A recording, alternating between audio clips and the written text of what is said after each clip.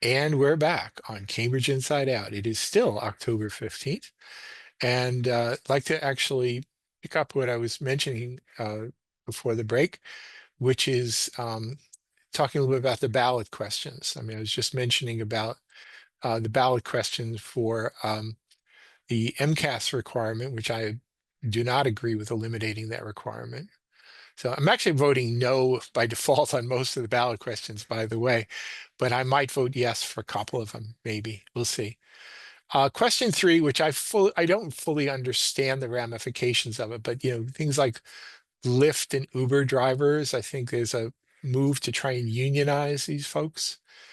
And I'm not quite sure what the rationale behind that actually is. Uh, I think there's a lot of people who want to create unions, just like people were forming graduate student unions in Harvard, MIT, and other ways. I wasn't so supportive of that either, by the way. I mean, I don't look upon being a graduate student as a profession. I think that's something you do for a few years and move on. At least that's what you should be doing. Right. So I don't know what the story about whether this is good. Right now, if you try and turn Lyft and Uber drivers into essentially unionized employees, will they have the same flexibility that they have now to work when they want to work, set their own hours and do all that? Certainly some of the rhetoric in some of the TV ads suggest that might be infringing on their freedom, but I don't really know. Question 4 is about legalizing psychedelic drugs. And in spite of my youthful indiscretion, I have to tell you, I'm becoming more and more concerned about the slippery slope of legalization of drugs just generally. Now, I'm told that this is more for or as a therapeutic basis, you know, but again, I'm not 100% convinced about that. I think in a lot of ways, the medicinal marijuana was a bit of a kind of a Trojan horse to sort of just do legalization of recreational marijuana. And I think what we're really doing here is just pushing legalization just generally. And again, it's not so much that I want to make everything illegal or keep everything illegal, but I just don't want to see yet another drug industry growing. I think we should all be doing less drugs, including pharmaceuticals, if ever possible. On question 5, I'll tell you straight out, I'm going to vote no on this one, but it's minimum wage for tipped workers. And the primary reason why I'm going to vote no on that is only because it seems to me everybody I know who's actually works in the restaurant industry, including waiters, waitresses, kitchen workers, everybody, they all seem to be opposed to it. So I'm not quite sure who's pushing for this and why. Um, so again, unless somebody can convince me otherwise, I'm going to vote against that. But again, I'm not I'm not saying, they say never. If somebody can make a good case, I'm open to being swayed for that one. Okay. So anyway, so those are the ballot questions. So there are some place like in Somerville, there's another ballot question. I think a lot of other cities and towns have very locally specific additional ballot questions, but I believe unless I've missed one, that I don't think there's any piece of Cambridge, any one of the House districts or Senate districts that happens to have another question, but I could be wrong. I haven't checked them all. So anyway, I just wanted to be aware of that. So, and by the way, I think early voting has begun, or actually, I don't know if it's early voting has begun here. Certainly, mail-in voting has begun here in Cambridge. I see people every day dropping things in a Dropbox up in front of 51 Inman. And I think it's a week of early voting, though I could be wrong. I should probably know that, but I don't actually know that. All right, so next thing I wanted to mention here, and maybe I'll do a little more screen share to address this appropriately. Um, on October 7th, which is a week ago and a week and a day ago, was the annual city council meeting where, well, some people, Bob Healy used to say where the city sets the tax rate for next year. And Bob would always very correct people and say, no, no, no, the city doesn't set the tax rates. The city basically does all the calculations and votes three things. They vote for use of money in the overlay surplus reserve. They vote to classify um, uh, property into 5 property classes, which are essentially residential, commercial, personal property, and industrial, and one other, maybe it's open space, right? And then they take certain votes, which would basically shift as much of the burden onto the commercial property as is legally permissible.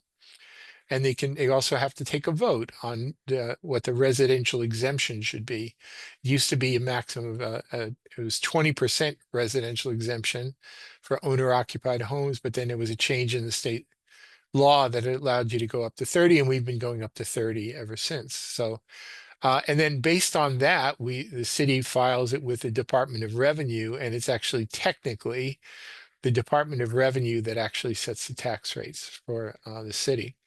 And it's all based on assessments that were valid for 2023.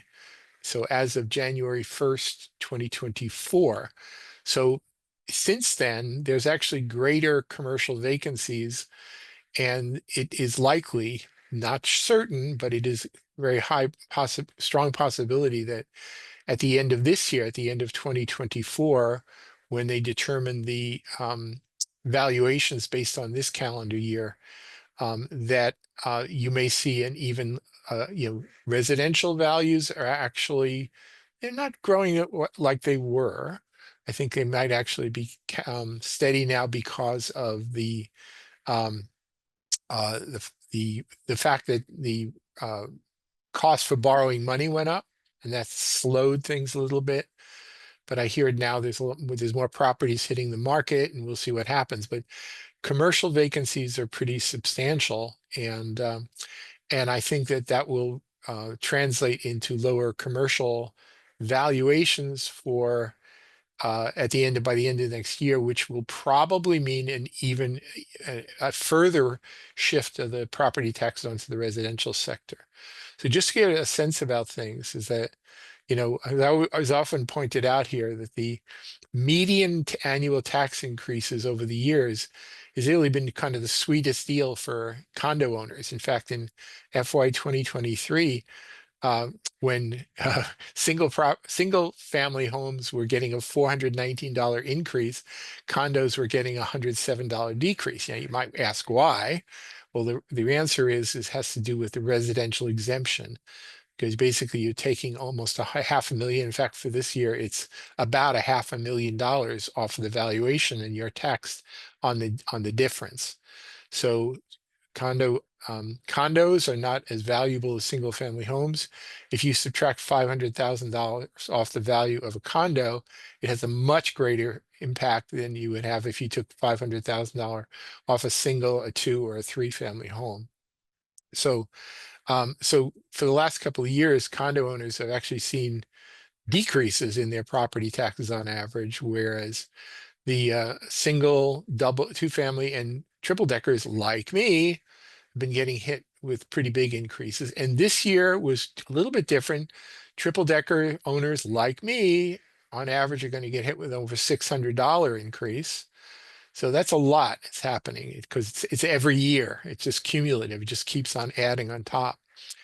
421 for two family, 587. And surprising to me is that even condos are actually going to see an increase of $175. Still a pretty good deal, all considering what the city services you get for that $175 are. So anyway, so no big deal. As expected, all the votes go through. They're unanimous. I mean, sometimes they weren't, but in past years, but they were definitely unanimous. And so we've got the tax rates, and we haven't received our bills yet. But I believe they will probably be showing up in the mail. This week, next week, something like that. It's always before the election, which is sort of a potential embarrassment for elected officials, because you'd think, well, people are going to get shocked by the tax bills. But in a city that's 2/3 renters, they don't receive the tax bills, the property owner does. So it may translate into rent increases, or it might not. I mean, I can tell you, I don't raise my rents in my building just because I get a tax increase. I mean, eventually the day may come where I have to make such a decision, but there are other factors that are, I think, more important in terms of rents and such. But in terms of popular outrage over taxes, that's something you typically will see in the suburbs.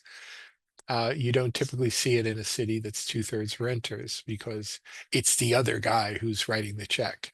So um, anyway, so they took care of that rather important piece of business this past week, and going to go through the usual procedural votes of saying moving reconsideration, help the same not prevail to finalize the votes so that everything can proceed. The city doesn't have to wait before sending out the tax bills. But I haven't got mine, and just because the average says $602 for a triple decker doesn't mean that mine might not go up less, or maybe they'll go up $1,000. There's this sort of waiting game here right now. But hey, I just spent nearly $1,000 on a new washing machine, so all in you know, dated. It's all in the game. It's all in the game. So we'll see. Now, the other big item, and really it's probably the biggest item I think flying around right now, is something I may have addressed in previous program. So, the housing committee has been working, uh, I think, in conjunction with people within the community development department to come up with a proposal for major rezoning in the city.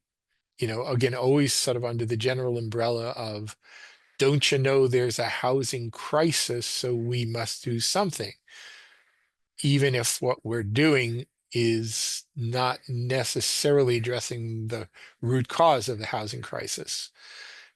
As I like to point out to people, when the MBTA Communities Act was passed, and every city and town in Massachusetts that had an MBTA rapid transit service, including Cambridge, had to file a plan which would allow for multifamily homes in places that did not allow that previously, or greater density near transit, and many towns have not allowed that.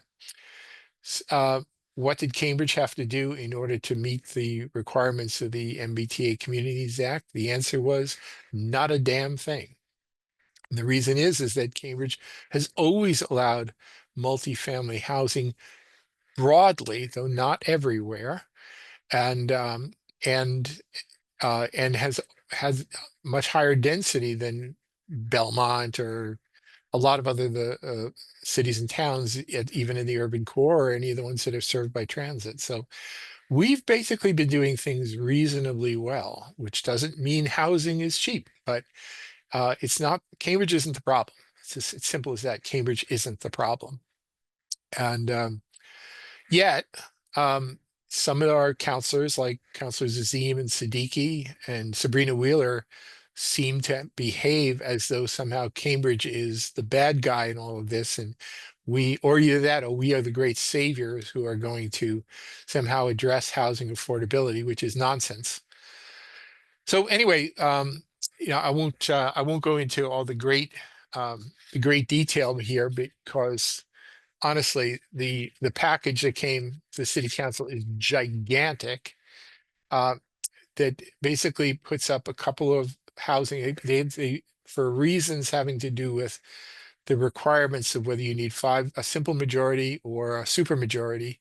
It depends on what you're voting on. So they did split this into two pieces. But basically, the proposal that is now been sent to the Planning Board and Ordinance Committee out of the Housing Committee and CDD calls for allowing multifamily housing in every residential zone of the city, which I don't think there are many people today who object to that.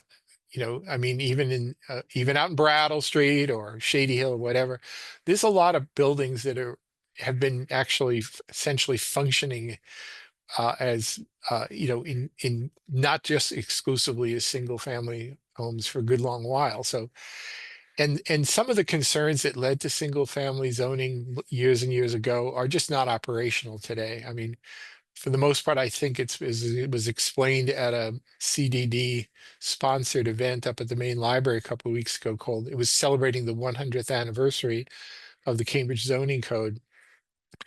The primary reason for, all right, well, I mean, the primary reason for single family zoning were really, I think, twofold. One was there were just some people who wanted that. You know, if you were born and raised in East Cambridge, and everything was really dense, maybe you wanted a place with a yard. So, you know, there was some pressure to actually zone parts of the city to permit that. On the more nefarious side, there was, in the 1920s, there was immigration was still a thing. It's well, it's always been a thing, right? And there was some concern about, you know, not having people packing into, you know, like, you know, there's a long history of immigrant populations being exploited in New York City and elsewhere, and they didn't necessarily want to have that. So people try and make it out as though it's racial, but you know, I think the evidence is it was not racial so much as it was about immigrants versus natives here. So anyway, the logic that may have been somewhat reasonable way back when these restrictions were put into place is pretty much gone now. I mean, originally back in the zoning code they didn't even have single family zoning. It came a few years later, but um, so you know, I think there's general consensus that getting rid of single family zoning is perfectly fine for most places, or every part of Cambridge now, right? That's not the controversial part, and it's really unfortunate that pretty much every time I see reference made to these proposals, they keep referring it to as the multifamily housing petitions. The multifamily housing petition isn't the controversial or problematic part at all. So I don't know why, well, maybe I do know why they continue to call it that, because they're trying to sell something based on the part which is acceptable. Whereas the problematic part is basically saying that they want to pretty much double densify the city over everywhere. Okay. Now, where I live in mid Cambridge, you know, I have a triple decker. My building is in excess of what would be allowed today. And I would be perfectly okay if they raise the density, you know, more or less to be comparable to where I am, you know, or maybe a little bit less, because I think honestly, we could use a little more separation between buildings here. You know, I mean, I can almost reach out and touch a neighboring building, and I don't think that's a great idea. Um, but the what they were calling for is basically allowing at least 6 stories everywhere. So basically turning everything into apartment buildings, you know, whether it's, you know, so I mean, and whether that actually happens on Brattle Street or Shady Hill is questionable, because I'm sure somebody will outbid an apartment builder, you know, because there's a bigger market for single family homes right now. But basically all the soft spots, which includes a lot of where I am, in places like Broadway, whatever, you know, so as long as the lot can support it, they would replace existing buildings with, and certainly empty lots if there are any, with much bigger buildings. I mean, where I am, yeah, we have the City Hall Annex is like 4 stories down the street, but it's typically capped at 35 feet and 3 stories, like a triple decker is kind of the norm around here. Up the hill at Highland, we've got you know, some 5-story apartment buildings, but basically they're leaving all that in the dust and going for much bigger everywhere. All right. And you know that that doesn't mean it's going to happen everywhere. It doesn't, but it does mean in certain parts of the city that's going to become more the norm. And as I've pointed out to people, I mean, I went to Flushing High School, and in Flushing, I remember when it was always somewhat dense, but there were still some single family homes, and all of those were just wiped out. And now it's nothing but 6-story rectangular boxes, you know, just human storage devices, really. Um, Not really what I would like to see Cambridge become. And I think there are a lot of people, you know, just based on, I mean, except for the ABC people and their mailing list who, jump all over public comments saying build more, more, more, no matter where, I don't care, right? But then most people actually were speaking out in opposition to this. Now, we have some ideologues on the city council right now, and I believe allowing some of this densification might only require 5 votes. And so, they may very well have the votes basically to do this, no matter how controversial or how problematic it is. So anyway, it's in the queue now. It's been referred to Planning Board and Ordinance Committee. And there is a little bit of, it's interesting. Some of the opposition comes from places unexpected. So for example, there were some people largely coming out of a place like the Port who are concerned that there actually are, a place like my house here, which is generally more rents are more affordable than you would expect. And, nothing's going to happen here exactly, but, if several parcels were to be aggregated, they might just sell off and bulldoze down what they are euphemistically calling naturally occurring affordable housing. In other words, just housing by landlords who are good people who don't overcharge. And then they'll just be leveled and turned into high rises, and whether that's market rate or inclusionary zoning, whatever. So there are some efforts. I think Councilor Wilson and Toner wanted to say, well, you should restrict it only to the corridors, which infuriates me because I live on Broadway, which is a corridor, and saying like, leave all the other streets alone, and just dump on Broadway, right? So I'm not happy about that. And I'm not going to hide from that. It doesn't thrill me. But anyway, anyway, it's controversial, and how it plays out, we don't know. And will there be electoral consequences when people who otherwise feel that they find Mr. Azim a nice young man, or they like the fact that Sumbul Siddiqui has a nice law degree or whatever, but so they were willing to vote for these folks, and maybe they won't be so willing to vote for it when in fact they're going to be rather substantially changing their entire lived experience in Cambridge potentially down the road. So anyway, I should probably start winding down here tonight. So there is another thing maybe I won't comment on here right now, other than just to mention that there have been, I think this coming weekend, there's a block party for Central Square rezoning happening on Norfolk Street. I've been to the Central Square Advisory Committee that I'm on, and we got a presentation about what's in the offing for Central Square rezoning. City Council's Neighborhood and Long-Term Planning Committee, they got the show as well. I've made commentary on each of those. It's a conversation I think we all should be having about what's right for Central Square. It's not just a matter of make it bigger, bigger, bigger, bigger, even though I actually spoke in support of increased heights in Central Square. But my attitude in a lot of places, like in the squares, is that the size isn't really the big issue. It's a matter of whether you do things well or not. I've seen some projects that are large, which work really well. They fit in very, very well, but I've seen some others that have been terrible, you know, and we want our squares to be vibrant. That's a big catchword, vibrant, diversity. These are like Cambridge catchwords, right? Um, but how big is good? When they were going around talking to people, people were actually not really all that eager to make it go big. So we got city councilors who are saying go big, big, big, because a better Cambridge tells us to go big, big, big everywhere.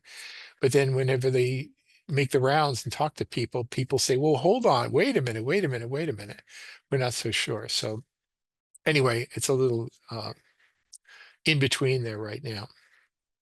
Anyway, I'm kind of running out of time here. So I was going to talk about a little bit more problematic things in the sort of local political scheme here of things and some of the disrespect that has been passed around lately, but maybe we'll just save that for another day. So anyway, so I guess we'll just call it a night here on Cambridge Inside Out.